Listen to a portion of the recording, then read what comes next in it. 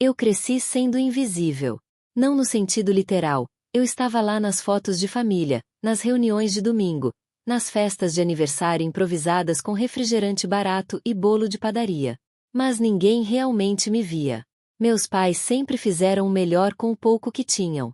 Meu pai era pedreiro, minha mãe, diarista.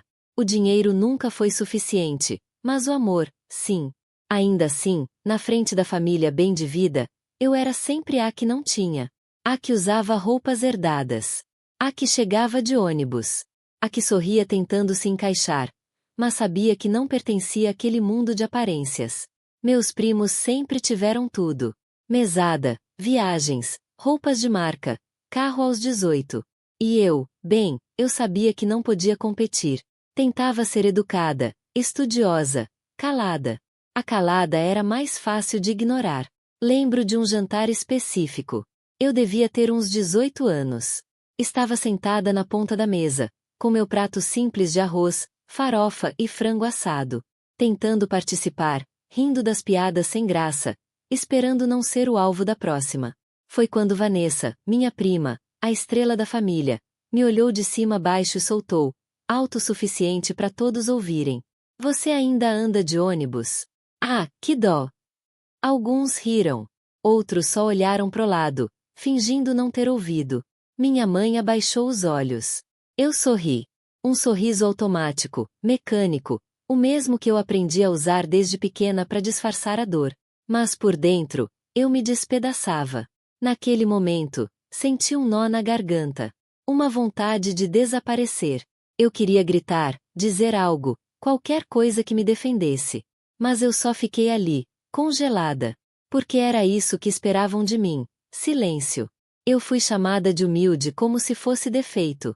De esforçada, como quem diz pelo menos tenta. E fui esquecida logo depois da sobremesa, como sempre. Mas o que ninguém sabia, nem mesmo eu ainda, era que aquela dor silenciosa estava criando algo dentro de mim. Uma força. Uma fome. Uma promessa sussurrada no escuro. Um dia, vocês ainda vão me notar. A minha família sempre teve dois lados, e eles nunca se misturavam de verdade. De um lado, estavam os meus pais, trabalhadores, honestos, simples. Do outro, os bem-sucedidos, meus tios empresários, meus primos em cursos caros, as tias que falavam mais sobre viagens do que sentimentos. E no centro disso tudo, brilhando como se fosse feita de ouro, estava ela, Vanessa. Vanessa era a definição do que minha família considerava vencer na vida. Sempre bem arrumada, sempre com uma piada pronta, geralmente às custas de alguém. Dirigia um carro 0 aos 21, fazia questão de estacionar na frente da casa da avó com o som ligado, para todos ouvirem. Fazia faculdade particular, pagada pelo pai, e ainda dizia que era difícil estudar com tantas opções de viagem nas férias. Eu pegava 2 ônibus para ir à faculdade pública. Trabalhava meio período como estagiária num escritório frio, onde ninguém lembrava meu nome. Almoçava marmita, estudava à noite, e ainda tinha que sorrir nos almoços de domingo como se estivéssemos no mesmo mundo. Vanessa gostava de me lembrar da nossa diferença. Não com maldade aberta. Ela era mais refinada que isso. Suas palavras vinham disfarçadas de preocupação. Nossa, você parece tão cansada. Trabalhar e estudar deve ser puxado, né? Eu admiro sua força. Eu jamais conseguiria viver sem carro. E quando ela sorria, seus dentes perfeitos brilhavam, como se estivessem rindo sozinhos. Eu fingia que não me afetava. Dizia imagina, tá tudo bem, e mudava de assunto. Mas por dentro, cada frase virava uma ferida. Eu colecionava essas feridas como quem guarda provas de uma guerra silenciosa. Porque, apesar de todo o orgulho que sentiam dos outros, ninguém jamais perguntou dos meus boletins, dos meus prêmios de redação, do meu esforço diário para não desistir. O sucesso deles era barulhento.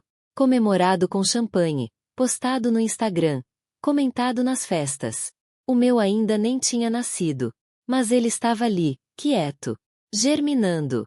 Enquanto eles me julgavam, eu plantava cada lágrima no chão duro da realidade. Eles tinham tudo. Eu só tinha a mim mesma, e um sonho que ninguém via. Ainda. Era para ser só mais um jantar em família. Mesa posta, risadas no ar, conversas superficiais sobre política, viagens e promoções. Eu já estava acostumada com os olhares de lado, os comentários velados, as comparações implícitas.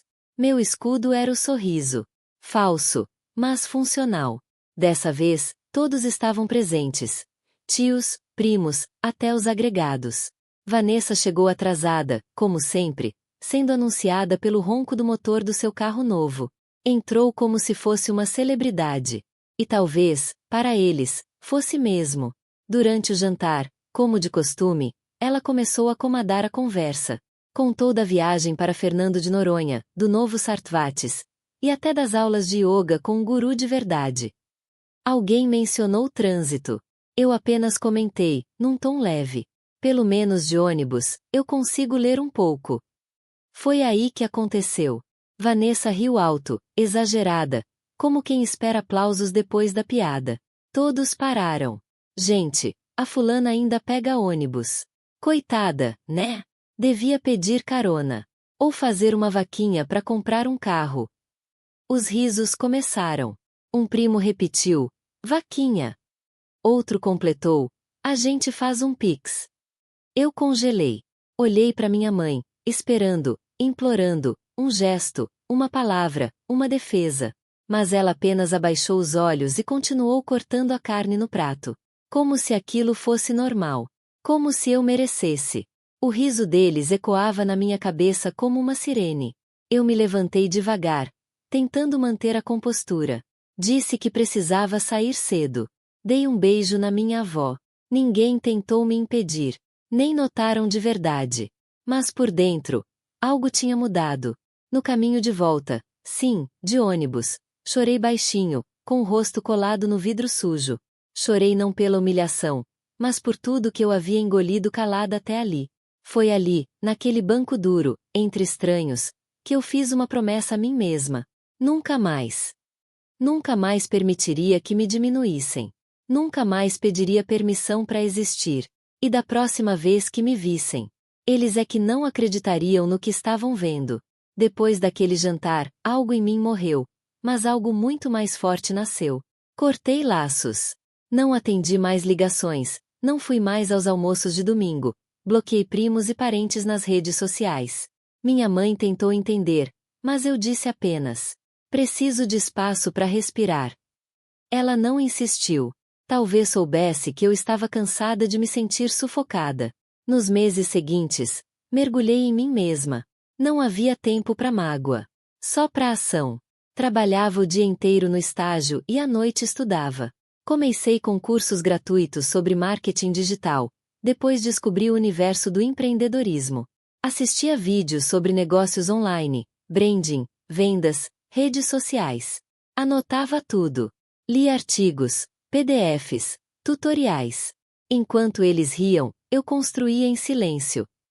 Abri uma conta anônima no Instagram. Comecei a criar conteúdo simples, mas autêntico. Falava sobre organização, produtividade, mentalidade.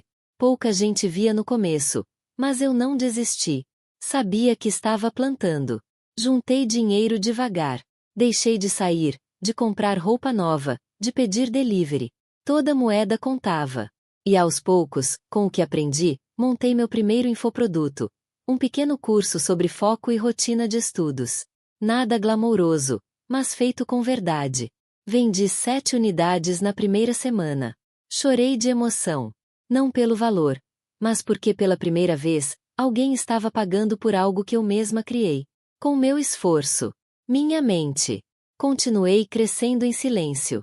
Entendi como criar anúncios, como gerar conteúdo de valor, como conectar com pessoas de verdade. 2 anos se passaram assim. 2 anos sem ver Vanessa, sem ouvir risadas às minhas custas, sem ouvir coitada. E nesse tempo, minha vida mudou completamente. Troquei o estágio por minha própria pequena empresa digital. Ainda trabalhava de casa, com simplicidade, mas com dignidade.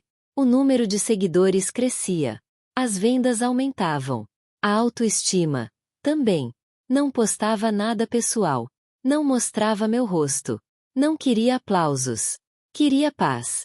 Até que um dia, Alguém que me seguia me reconheceu da faculdade e mandou uma mensagem. Você é a menina que falava pouco e lia no ônibus, né? Eu sempre soube que você ia longe. Sorri. Ninguém da minha família sabia por onde eu andava. Mas logo, todos saberiam. E dessa vez, não seria num jantar com piadinhas. Seria no momento em que eu aparecesse dirigindo algo que eles jamais imaginaram. Minha vida começou a mudar de verdade quando decidi unir duas paixões: autocuidado e independência. Sempre gostei de cosméticos naturais. Desde pequena, via minha avó fazer misturas com argila, óleos e ervas. Lembrei disso durante uma noite insone e pensei: e se eu transformasse isso num negócio? Comecei pequeno, como sempre. Produzi os primeiros sabonetes artesanais na pia da cozinha. Comprei embalagens simples, fiz rótulos no Canva e montei uma lojinha virtual. Eu mesma tirava as fotos, gravava vídeos e escrevia descrições com carinho. A mágica aconteceu quando postei os primeiros vídeos no TikTok. Mostrei o processo, falei da história por trás de cada produto e, principalmente, fui sincera. Em poucos dias, os vídeos bateram milhares de visualizações. As primeiras vendas chegaram, depois dezenas, e então, centenas. O que parecia só uma tentativa virou minha virada. O estoque se esgotava rápido. Tive que reorganizar a casa, transformar o quarto de visitas num mini laboratório e chamar uma amiga para me ajudar com os pedidos. Todo o lucro eu reinvestia. Nada de ostentar. Eu queria crescer com os pés no chão. Durante meses, não contei nada para ninguém. Nem para minha mãe. Nem para as colegas da faculdade. Trabalhava calada, entregando caixas com coração, respondendo clientes com paciência. Até que um dia, sentei diante de uma concessionária e assinei os papéis do meu primeiro carro. Era usado. Simples. Mas era meu. Eu, que anos atrás era piada por andar de ônibus, agora podia ir e vir como quisesse. Mas não postei nada. Não liguei para ninguém. Guardei aquele momento só para mim. Meses depois, veio o próximo passo. Meu SUV dos sonhos. Zero. Branco. Imponente. Com cheiro de conquista. Saí da loja com lágrimas nos olhos.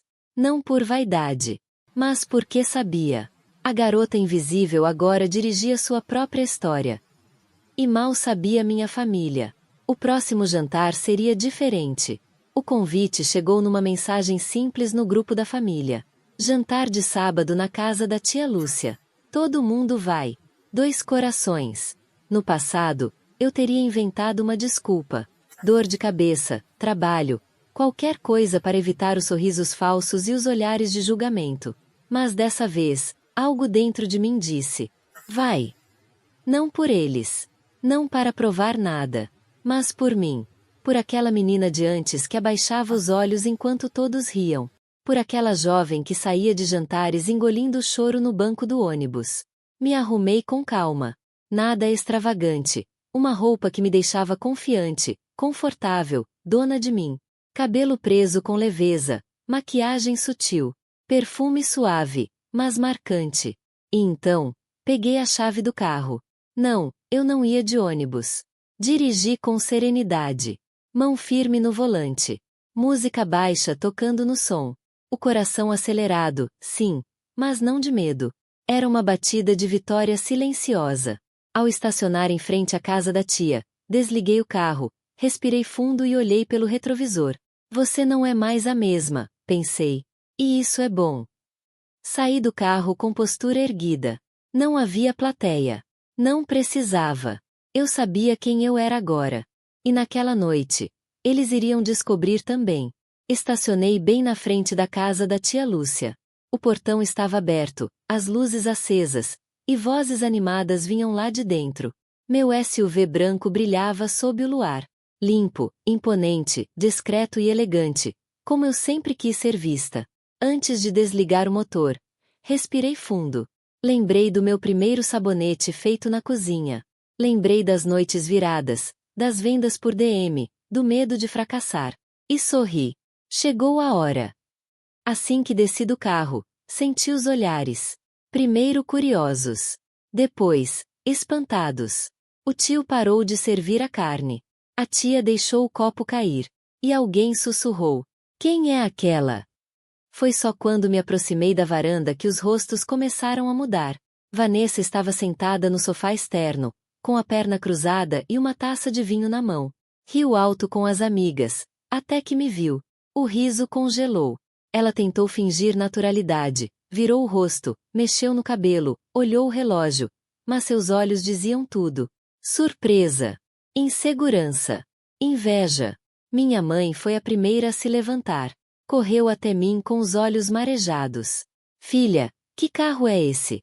Sorri, abraçando-a com ternura. "É meu, mãe. Conquistei com meu trabalho." O silêncio se espalhou pela área como uma onda. Eu não fiz discursos. Não mostrei gráficos de lucro. Não mencionei seguidores, faturamento, nem marcas que me procuraram. Não precisei. Cada passo que dei naquele quintal foi uma resposta. Cada gesto calmo, cada sorriso sereno, cada palavra simples. Sentei-me à mesa com a cabeça erguida. Peguei meu prato, servi minha comida e cumprimentei a todos com educação. Até mesmo Vanessa. Ela tentou sorrir. Tentou dizer: "Nossa, que diferente você tá." Mas sua voz tremia. E seus olhos diziam o que ela nunca admitiria. Ela venceu. Enquanto todos cochichavam, enquanto as piadinhas morriam na garganta, eu pensei. Não precisei dizer nada. Meu silêncio falou por mim. E pela primeira vez, eles me ouviram. Riram de mim quando eu esperava no ponto de ônibus. Fizeram piada das minhas roupas simples, do meu celular antigo, da minha presença discreta nos encontros de família. Eu era a menina que ainda andava de ônibus. A coitada. A invisível. Mas o que eles nunca entenderam é que eu estava indo a algum lugar. Enquanto zombavam da minha lentidão, eu plantava em silêncio. Enquanto me ignoravam nas rodas de conversa, eu me construía, por dentro. O sucesso não veio de uma vez. Ele veio de cada madrugada estudando com sono. De cada venda negada. De cada lágrima engolida em silêncio. E de cada "você não vai conseguir" que eu transformei em combustível. Hoje, quando olho para trás, percebo que minha maior vitória não foi o carro que comprei, nem o dinheiro que ganhei, nem os olhares que calei. Minha maior vitória foi não ter me tornado igual a eles. Eu poderia ter revidado. Poderia ter exposto, humilhado, escancarado. Mas preferi a elegância do silêncio. Minha vingança foi viver bem.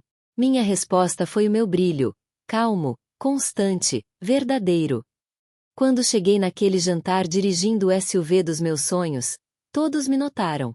Mas o que mais chamou atenção não foi o carro. Foi minha postura. Eu já não era mais a menina que aceitava migalhas de respeito. Eu me tornei a mulher que dirige sua própria história. Hoje, eu não carrego raiva. Não desejo mal a ninguém. Desejo apenas seguir em frente, com gratidão, com orgulho, com propósito. Riram da minha caminhada. Mas não sabiam para onde eu estava indo. Agora, eu sei. E o que me move não é o motor de um carro. É quem eu me tornei. E isso, ninguém nunca poderá tirar de mim.